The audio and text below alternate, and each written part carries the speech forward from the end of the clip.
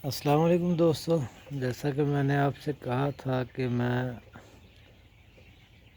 सुबह सुबह फूल तोड़ के लाया था, तो मैंने सोचा कि ला के रखे तो वो काफ़ी थे। तो मैंने कहा कि मैं चलो एक जो है वो स्क्रीन सेवर बना लेता हूँ। चलो अपना स्क्रीन सेवर होगा, हम अपना स्क्रीन सेवर जो है वो लगाएंगे। तो आप भी इसको लगा सकते हैं, बना भी सकते हैं।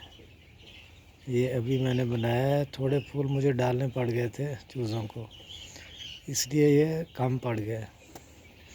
दोस्तों ये मेरी चारपाई है जिस पे मैं रात को सोता हूँ, और ये फार्म है, फार्म के अंदर है ये फार्म के अंदर है।